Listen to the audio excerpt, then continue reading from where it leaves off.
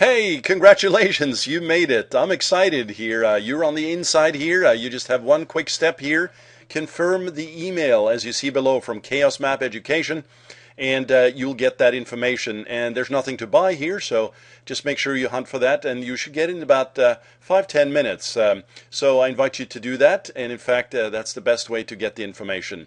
Now, just because you're here, I wanted to share with you a free video. Again, nothing to buy here either. We are simply here to educate you, and this is on the 5 myths of the reluctant marketer. And we call this the reluctant marketer because, frankly, this is how we see the cozy worlds of financial advertisers, accountants, and consultants. This is really fading fast, and you'll see here in a few seconds what we mean by that. And so we're going to start with myth number one. This we see all the time. And by the way, before we continue, this is not a pressure sales video where we're trying to tweak the message to have you agree with us or see our viewpoint. This is simply the facts as we have come across them. Now, you may or may not agree with all of those, but we invite you to comment as well. So start with myth number one here. Websites is just a promo tool. Now, what's interesting here is in this business, you deal with a lot of referrals and handshakes, right? Well, how about a virtual handshake? Because essentially, when you're out there handing out your business card or engaging, what they're going to do is the first step is they're going to actually check out your website. And you probably know this, we see it all the time. The websites are frankly not good, right? Now, we're going to define what good means in a little bit here, but the first impression is not great. And that can mean the difference between getting a follow-up call from the client or losing that opportunity completely.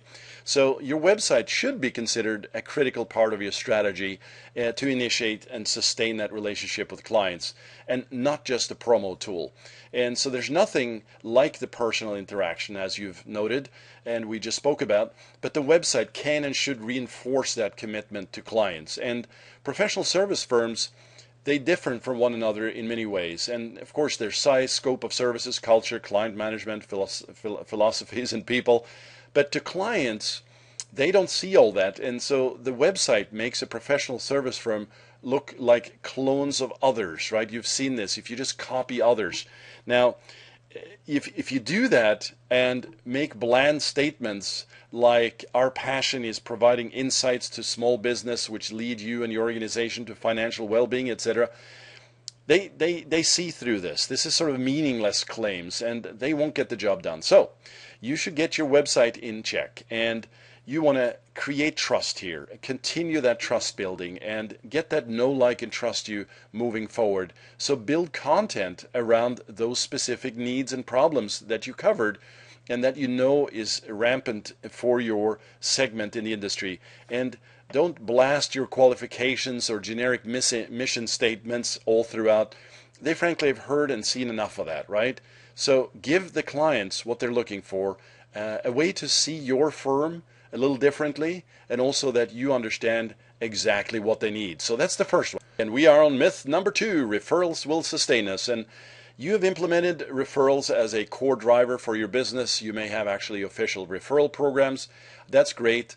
But, doing great work and getting your referrals, well, it's sort of assumed, right? So you don't want to bet your business just on that. And long-term success is based on flawless delivery. So for your service business and in today's environment, you can't just assume that that's going to travel through and sustain you. So you need to add another level here, which is really a client level communication plan for existing clients, as well as integration of details of the success you've seen with others that you can actually build into your overall marketing plan. And that is a critical component to really turn this on in a whole new level that you haven't seen before. And we're at myth number three. So here we see the notion of keeping up with the Joneses, right? Safe marketing as others do. And so relying on marketing programs that others implement, it creates a blurred difference between you and others. It doesn't seem to have you stand out or create any differentiations. And sort of this, initial, claim of we are the best, we are the top, we are your leader, it's something that you need to put in place in a very different way in today's marketplace. And the idea is that taking the safest route is essentially actually quite risky. Seth Godin, who's a top marketer, speaks about this notion of safe marketing based on what's done by others. And so what you should do is lead your marketing communication with something that is much more client focused. And an example of that would be, a detailed understanding of your client's problem, followed by how you helped others in the same situation, right? So that's myth number 3. Okay, and myth number 4 here, find the pain of your audience. I mean, how many times have you heard that, right? This is very common. You hear it from sales and marketing trainers everywhere. Find out what is the problem of your audience. What keeps them awake at night? Sweaty hands, headaches, all of that stuff, right? What are your pain points? And if you had a magic wand, which problems would you make disappear? And, this is interesting because you need to include that level of thinking. But if that is at the core, it exposes some flaws. And one is you're basically saying, hey, if I can solve your problem, then we have a solution for you and we're off and running. It often can demonstrate a lack of preparation and care. And secondly, not all clients are looking for, pain remedies, right? So, of course, there's always problems and challenges up ahead, right? Things that you can improve. But sometimes clients just want to raise the bar, right? Company performance, new business opportunities, some process improvement, aspects of the business, etc. So you don't have to just simply provide solutions to the pain. That is myth number 4, and we see this also very common in the industry. Now, myth number 5. I left the best one for last. I know what a lead means. Well, let's take a look. If you look at the dictionary, right, a lead is defined as an individual or company with an actionable need for a service or solution. And that's essentially how people think about a lead. But in truth, there's actually a different aspect to this and a much more profound one. See, sales leads, they come from, marketing, lead generation processes such as trade shows, direct marketing, advertising, internet marketing, of course, or just simply you as the salesperson or as the business owner prospecting activities, that you have employed, like cold calling.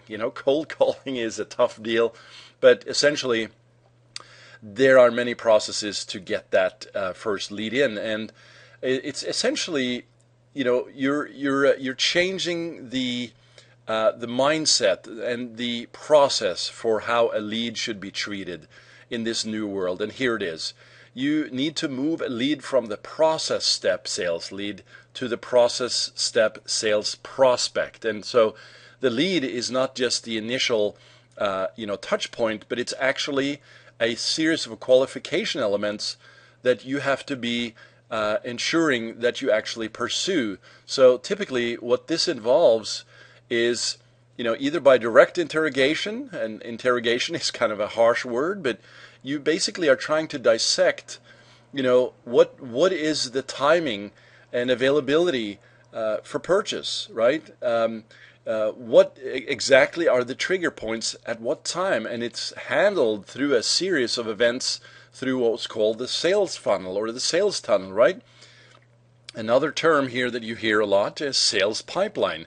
It makes sense because people don't buy on the first touch point. And just thinking about a lead in this sort of shorthanded way, if I could put it that way, is limiting your business. You need to build out a nurturing kind of ongoing sales funnel that essentially 98% or whatever the number is actually ends up buying from you, but not on the first touch point. So that's the 5 myths that we come across a lot in this industry.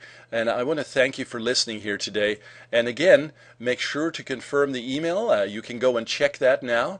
You should have it in your inbox, and we're excited to educate you and help you along the way here.